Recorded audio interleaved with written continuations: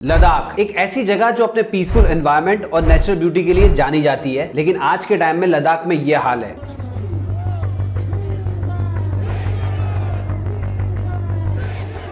देश के कोने कोने से लोग सोनम वांगचुक के प्रोटेस्ट को सपोर्ट करने के लिए पहुंच रहे हैं। वैसे दोस्तों मैं आपको बता दूं, ये वही सोनम वांगचुक है जिन्होंने कई सारे इनोवेटिव इन्वेंशन किए जो नेचर और पब्लिक दोनों के लिए बेस्ट साबित हुए। जैसे इंडियन आर्मी के लिए वार्म टेंट बनाए, वाटर क्राइसिस से बचाने के लिए आइस टूपा बनाया, इसके अलावा ऐसे सोलर पावर स्कूल्स बनाए जो -30 डिग्री में भी गर्म रहे। और इन कामों के लिए सोनम वांगचुक को कई सारे अवार्ड्स भी मिल चुके हैं। वैसे दोस्तों आपको 3 इडियट मूवी का रेंचो कैरेक्टर तो जरूर याद होगा, वो भी इनसे ही इंस्पायर था। पर अफसोस की बात यह है कि आज 3 इडियट मूवी के कैरेक्टर के बारे में हर कोई जानता है, पर सोनम वांगचुक और उनके इन्वेंशन के बारे में बहुत ही कम लोग जानते हैं। अब देखिए दोस्तों, हर प्रोटेस्ट के पीछे कुछ डिमांड्स होती है, तो इनके प्रोटेस्ट के पीछे भी कुछ डिमांड है, और डिमांड भी कुछ ऐसी नहीं है जिससे गवर्नमेंट को नुकसान पहुंचे। ये तो सालों से यही चाहते हैं कि लद्दाख को एक स्टेट का दर्जा दिया जाए, ताकि वहां का जो एनवायरमेंट है, वहां का जो कल्चर है, उसको बिगड़ने से बचाया जा सके। वैसे दोस्तों गवर्नमेंट भी इस चीज के लिए तैयार हो चुकी थी, फिर अचानक से मुकर गई, और इस चीज को लेकर वहां के लोग जो है उन्होंने प्रोटेस्ट करना शुरू कर दिया। चारों तरफ नाकाबंदी शुरू हो गई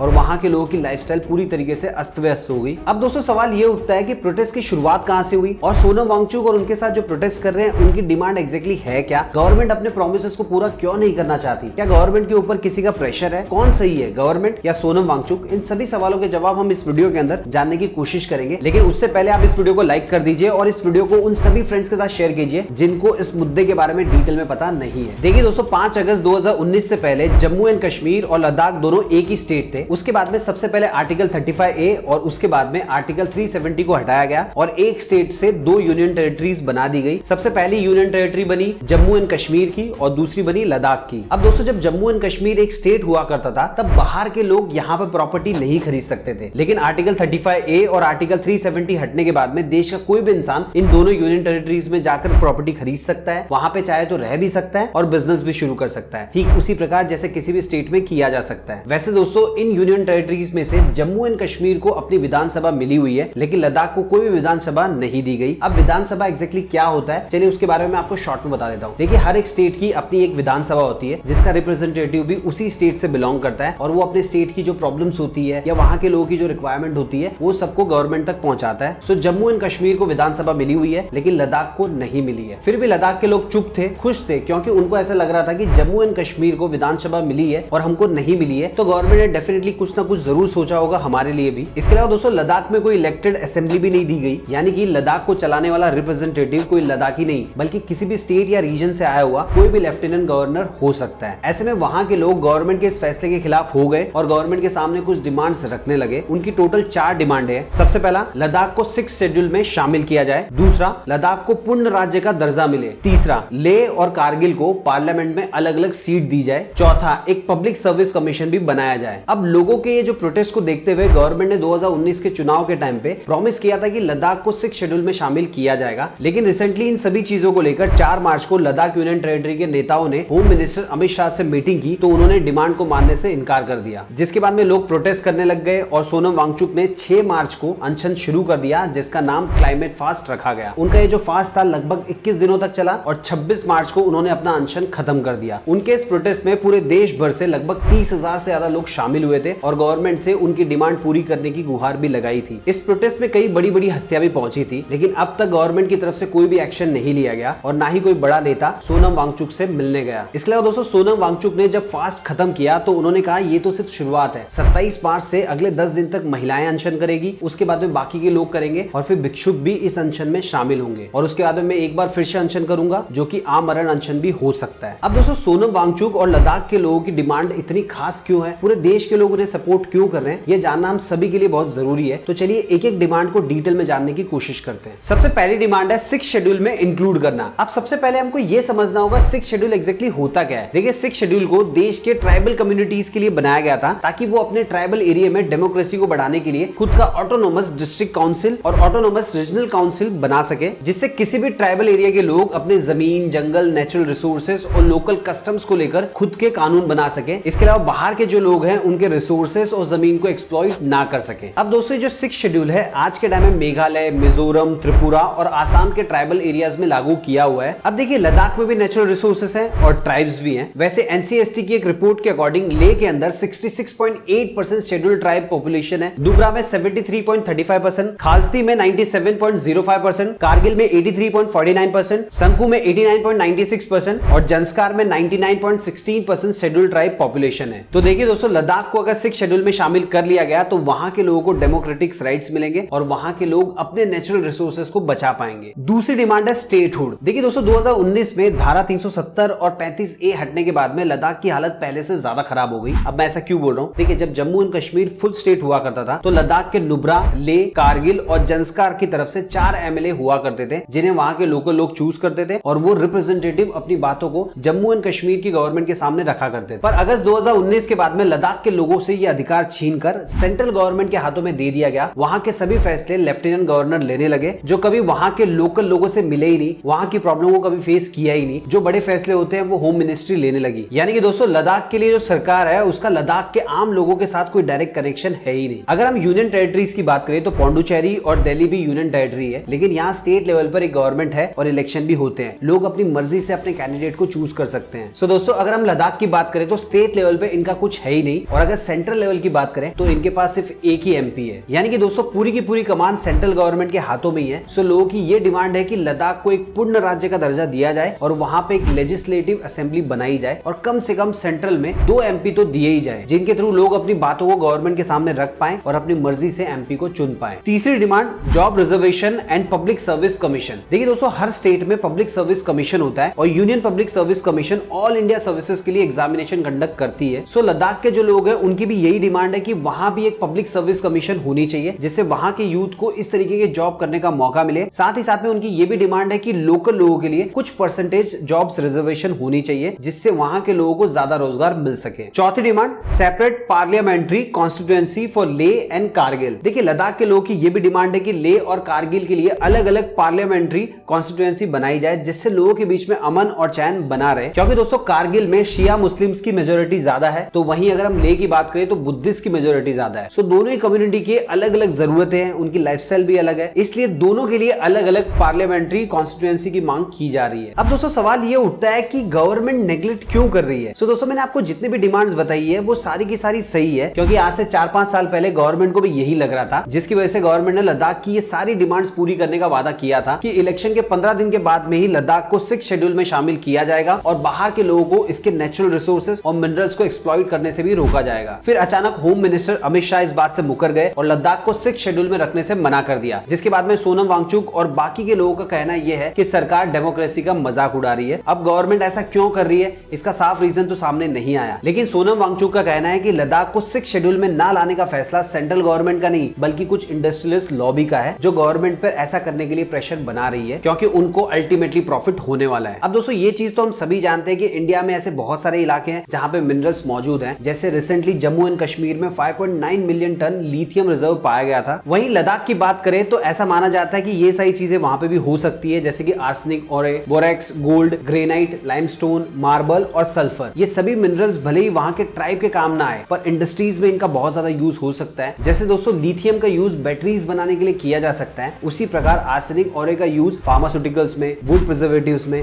एग्रीकल्चर, केमिकल, ग्लास मेकिंग और सेमीकंडक्टर इंडस्ट्रीज में किया जा सकता है। वहीं बोरेक्स की बात करें तो इसका use fungicide, herbicide, booster for laundry, cleaner for the house, agent for water softening, ये सारी चीजें और प्रिजर्वेटिव बनाने के लिए किया जा सकता है। वहीं दोस्तों गोल्ड, ग्रेनाइट और मार्बल्स किन चीजों में यूज होता है ये तो आप खुद जानते होंगे और इनकी मार्केट में कितनी ज्यादा डिमांड है और किस प्राइस में बिकता है ये भी आपको पता होगा। अब दोस्तों हो सकता है आप में से कुछ लोग ये भी सोच रहे होंगे ये सारी चीजों से ट्राइब्स को तो कुछ फायदा हो नहीं रहा है, अगर कोई वहां पे जाकर बिजनेस करेगा, इंडस्ट्रीज लगाएगा तो उनको ही फायदा होगा, उनको रोजगार मिलेगा, तो वो इसके खिलाफ क्यों है। सो देखिए दोस्तों इन सभी को निकालने के लिए वहां पे माइनिंग करनी पड़ेगी जिसकी वजह से बम ब्लास्ट होंगे। इसके अलावा अगर फैक्ट्री बनाई जाएगी तो उससे एनवायरमेंट को बहुत ज्यादा नुकसान होगा, ग्लोबल वार्मिंग बढ़ेगी, जो ग्लेशियर्स है वो पिघलने लगेंगे। साथ ही साथ में पहाड़ों को अगर काटा जाएगा तो लैंडस्लाइड और मड फ्लो जैसी डिजास्टर्स भी तेजी से बढ़ने लगेंगे। इसके अलावा दोस्तों ये भी अंदाजा लगाया जा रहा है कि वाटर क्राइसिस भी हो सकता है क्योंकि नदियों में जो पानी आता है वो मोस्टली पहाड़ों से ही बहकर आता है। इसके अलावा लद्दाख के लोगों की जिंदगी भी अस्त व्यस्त हो सकती है। अब दोस्तों आपको क्या लगता है सरकार सोनम वांगचुक और लद्दाख के लोगों की बात मानेगी या नहीं मानेगी, कमेंट बॉक्स में लिख के बताना। उम्मीद है दोस्तों आपको ये वीडियो पसंद आया होगा। अगर ये वीडियो पसंद आया तो उन सभी फ्रेंड्स, फैमिली मेंबर और जान पहचानों के साथ शेयर कीजिए जिनको इस मामले के बारे में ज्यादा कुछ पता नहीं है, ताकि उनको भी सारी चीजें क्लियरिटी के साथ पता चल जाए। इसके अलावा दोस्तों इस वीडियो के अंदर अगर मैंने कोई चीज गलती से गलत बोल दी या कोई चीज मैंने मिस कर दी तो वो भी आप कमेंट बॉक्स में लिख के जरूर बताइएगा, ताकि जो लोग वीडियो देखें, क्योंकि बहुत सारे लोग ऐसे होते हैं जो वीडियो देखने के बाद कमेंट्स भी पढ़ते हैं, तो उनको वो नॉलेज भी मिल जाए। चाहे तो चैनल को सब्सक्राइब कर सकते हैं। मिलते हैं दोस्तों अगले वीडियो में फिर एक इंटरेस्टिंग टॉपिक के साथ।